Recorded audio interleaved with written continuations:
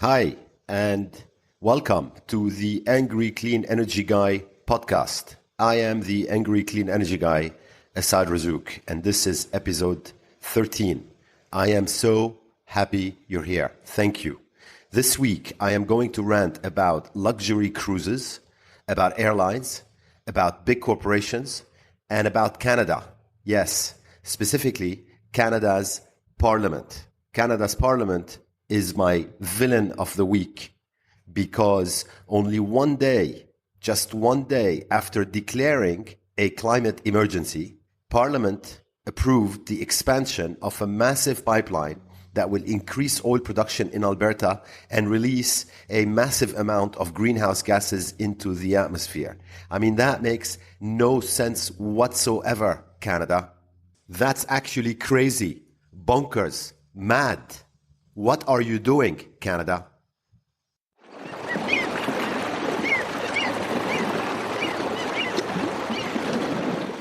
So, let's talk about luxury cruises. But first, can we all agree that in most places in the world, when you drive above the speed limit, you pay a fine? And that when you litter, you pay or should pay a fine? That makes sense, doesn't it? And I don't understand why that simple, logical, fair rule isn't applied to corporations properly. Today's example is from the cruise shipping industry. Luxury cruises specifically, yes. Those that take you to perfect vacation spots to unplug from the chaos of everyday life without the experience of waiting in line at the airport or dragging your bags to your fifth hotel. Now, I understand why people might like cruises and luxury cruises. But what I don't understand is that just 47 cruise ships owned by the largest cruise operator in the world, Carnival Corporation, emitted 10 times more sulfur oxide in 1 year than Europe's 260 million cars. And do you know what they paid for emitting all that poison? Nothing. Zero. Zilch. They were free to pollute. Now, sulfur oxide causes irritation of the nose, irritation of the throat, nausea, vomiting, stomach pain, and damages airways and lungs when you breathe it. Shame on you, Carnival Corporation. Now, why is it that ships are allowed to pollute freely and not pay a dime for that pollution? Why don't we have stringent rules that stop them from doing that? I mean, it would make perfect sense for us to have these rules. Carnival Corporation, with the big, bad British-American cruise operator, is today the world's largest leisure company. It's got 100 vessels across 10 cruise line brands, and I'm sure some of you or most of you would have heard of these brands. They're called Carnival Cruise Line, Holland America Line, Princess Cruises, Seabourn, P&O Cruises, Cunard, Ida Cruises, Costa Cruises, etc. So all these nice sounding names that want us to dream about adventure are not what they sound like. The good people at Carnival Corporation have been paying heavy fines for breaking the law since 2002, but they've paid far too few, and only when they were caught red-handed and by mistake. And that's for breaking the law. Polluting our air, by the way, with sulfur oxide is amazingly perfectly legal. You don't pay a fine for that. They've paid a fine for other stuff. In 2016, they've paid a $40 million penalty for illegally dumping oil-contaminated waste into the sea and then trying to cover it up. It's all in a big, fat, nice lawsuit that you can Google. So the $40 million fine that Carnival Corporation paid in 2016 was the largest criminal penalty ever imposed for intentional pollution by a vessel. Now, you would think that stopped Carnival Corporation, but it did not. This year, it's ordered to pay an additional $20 million for violating its probation terms, which means for doing what it did before again, and that's illegally dumping oil-contaminated waste into the sea and then covering it up. Now, Let's come back to the sulfur oxide that I referred to before. Shipping is the least regulated transport sector as regards air pollution. They use fuel which is 100 times worse than diesel. And as a result, they emit a staggering amount of poison, the sulfur oxide and NOx as well. And then that makes it into our lungs thanks to the shipping industry. Now, shipping is a very important industry because 90% of world trade is carried across the world's oceans by 90,000 marine vessels. So every day, the clothes, technology, the toys that fill the shelves in the shopping centers arrive there as if by magic via the shipping fleet. So 9 out of 10 items shipped halfway around the world are shipped on board some of the biggest and dirtiest machines on the planet. Just one container ship can produce the same amount of pollution as 50 million cars, which means 15 big mega container ships match in terms of pollution all the cars in the world, all of them.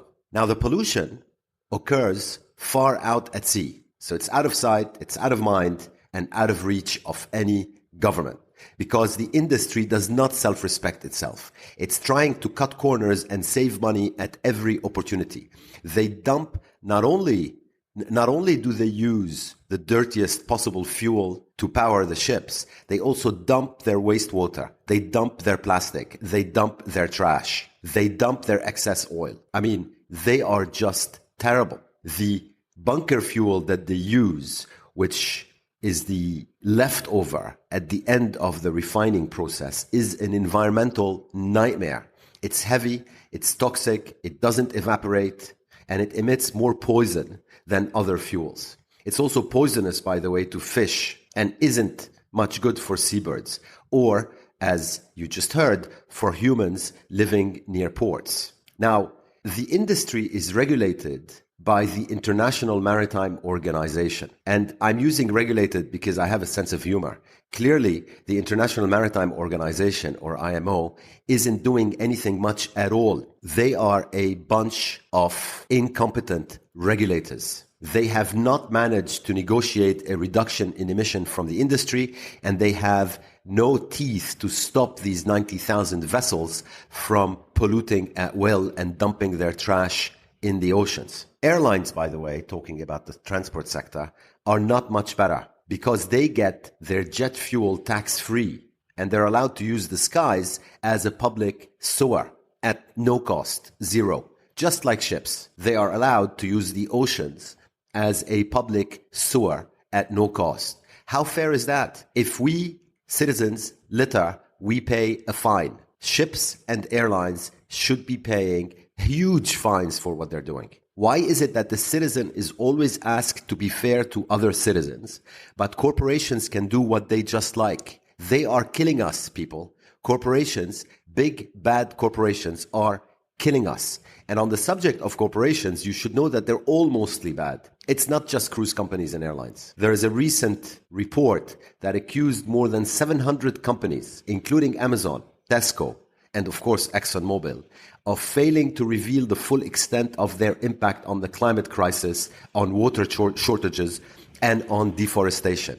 In other words, they are hiding their actions and they are lying. They pretend to report their environmental impact in their own sustainability reports. But that is completely insufficient because their reports don't use standardized data and you can't read them. So you don't actually know what they're doing.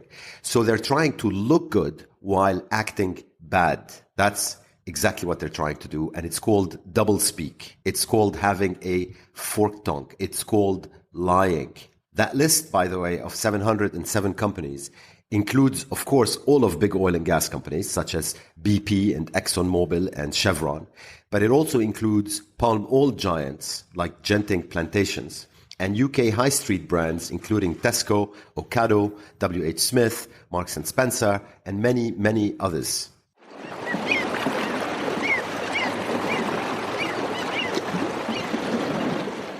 47 luxury cruise ships emit more poison than all of Europe's 260 million cars.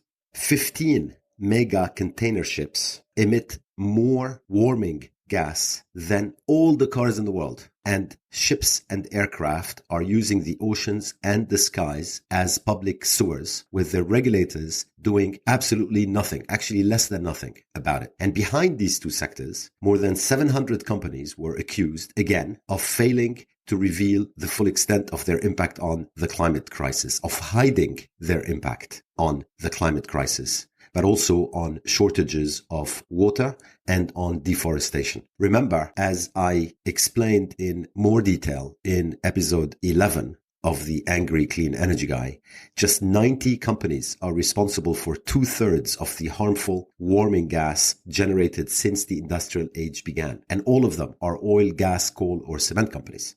90 companies are frying the planet.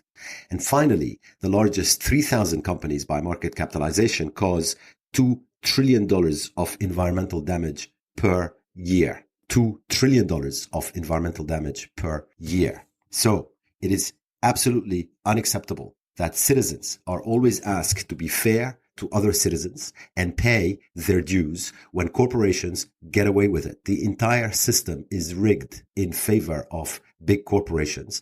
And this is costing us our health, our environment, and we're frying the planet while we're at it.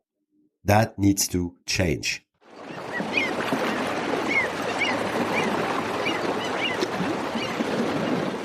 Thank you so much for listening to me, the Angry Clean Energy Guy, this far. My hero of the week is Governor Cuomo of New York State. Why?